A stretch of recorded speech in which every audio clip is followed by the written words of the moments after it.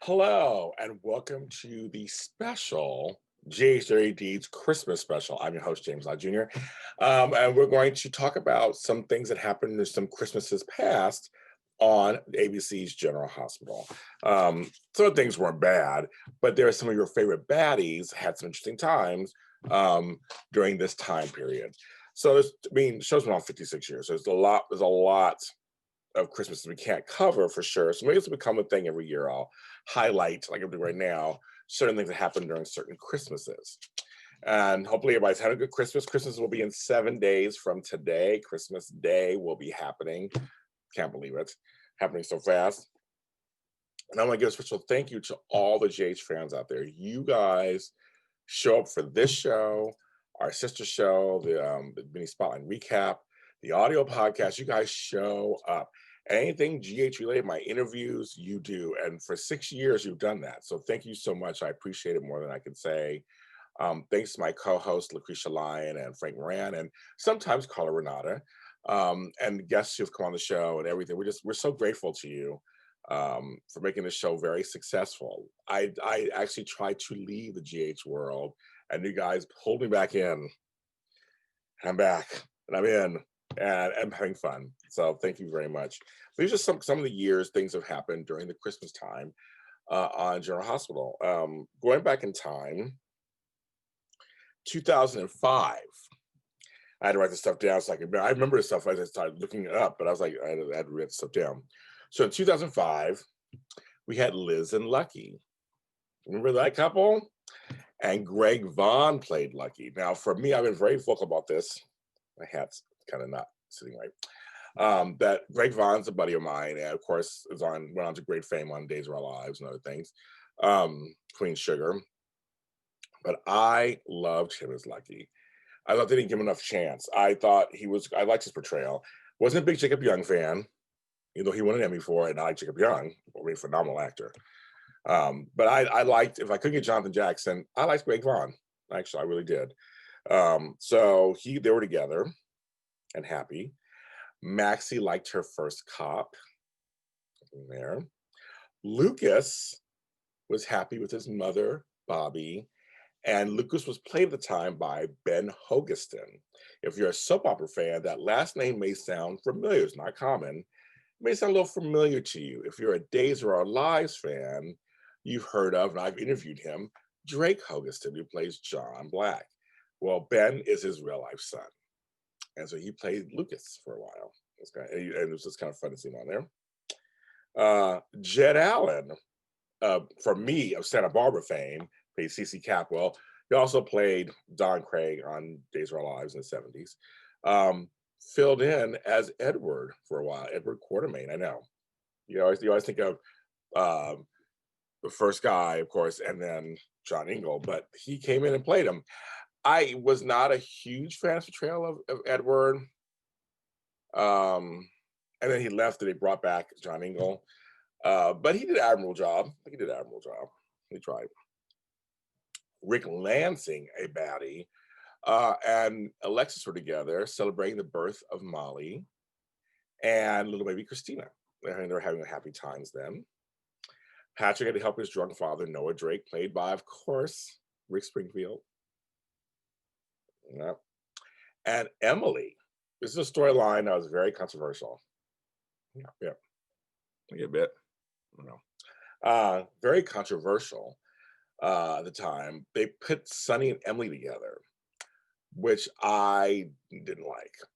I didn't see chemistry. I thought it was strange. It's funny because they've had Sonny with people, like when Sonny and Sam were together. Like I always forget they were together.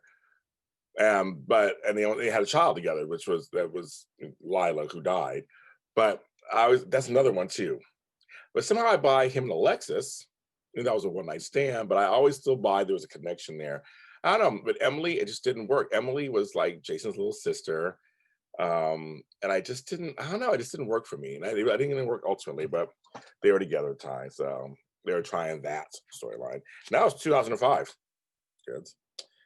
And 2001, we had Ray Cummings, played by Emmy winner Linda Dano, came. She was Sky Chandler's mother. It was a very cute Quartermaine Christmas. Everyone fighting, Sky being at the center of it, Edward being upset. Lila was still alive and trying to keep the peace. They had carolers everywhere. They showed up at the hospital, they showed up at the house. They actually sang Christmas songs. They don't do that anymore. AJ was played by Billy Warlock, which, yeah, I didn't mind his AJ. I like Billy Warlock. Of course, from Days of Our Lives and other shows. But I didn't mind him as of course, my buddy Sean Kanan will always be AJ. But I didn't mind Billy Warlock's portrayal, of course. And so that was, yeah, so that was 2001. 1989, from 1989 to 2001, Santa was played by Dr. Tony Jones. Brad Maul played Santa every year. Just a little side note fact. In 1985, Sean Donnelly, for you people who watched a long time ago, and Monica Quartermaine were having an affair. Didn't get exposed during that time period, but they were kissing on the mistletoe that Christmas. So it was in full swing back then, and I forgot about that actually. And in 1984, I said I want to go back a little bit. One of the kids. So every year when they read the Christmas a Christmas story to the kids at the hospital,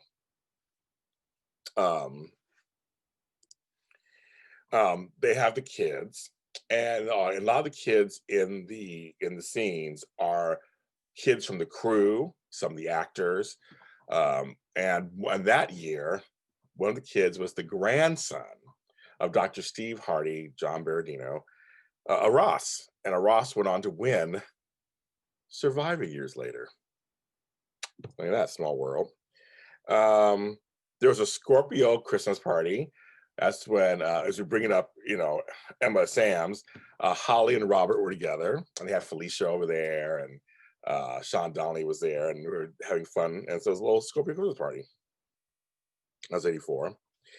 And 2014, Obrecht read to the kids. Now, normally it was Dr. Steve Hardy for years, then Dr. Tom Hardy. Steve Hardy died. Dr. Tom Hardy read. Then it went down to Alan Quartermaine, did it for years after that. And later Monica started reading it. And it been but Obrecht in 2014, she read to the kids at the hospital. Last year, which they also showcased this past Thanksgiving, was the wonderful award-winning Scrooge episode, The Christmas Carol, in 2019. Michael Easton was front and center, such a great actor. Directed by my buddy, Fido Xavier. They did a whole thing on The Christmas Carol, and Michael Easton played Scrooge. And they just replayed that actually on Thanksgiving. I was like, it's kind of they played a Christmas episode on Thanksgiving. I think, why don't they play one of the Thanksgiving episodes on Thanksgiving? Because on Thanksgiving, of course, any Quartermaine year would work, but they always get pizza. Everyone gets dirty, so dirt ruined. So, but they did the Scrooge episode, which was really well done. It was a lot of fun to watch. Something different. I don't know how you guys feel about that. Some folks hate when they do special episodes like that. I enjoy them. I think they do 300 something episodes a year. So like, why not have a fantasy episode here and there? I think there's nothing wrong with that. You can. I mean, come on, fans. You can take a day off from the actual soap. I mean, it gives the actors something a little different. They do the same character every day. I mean, they do something a little different. Have fun with it. It's a nice little wink to the audience. I don't mind that so much. But I'm thankful for the GH fans because you guys are wonderful. Thank you so much for watching these shows at JLJ Media. On Sundays, we do the GH Mini Spotlight and Recap, which we won't be doing until January 9th, I believe. We're off for the holiday season, but we will be back every Sunday talking live with you about the favorite show. And this show will return again next year also. It'll return sometime in January with new episodes on some of your favorite baddies in General Hospital. I'm James Lott Jr. Follow us on the GH Mini Spotlight page on Facebook or JLJ Media anywhere. This show is on every streaming service you can think of for audio versions, and then of course the video versions on my online network, JLJ Media, on the YouTube channel. Subscribe and like while you're there. Everyone have a Merry Christmas, have a safe Christmas, whatever you choose to do. See you next year.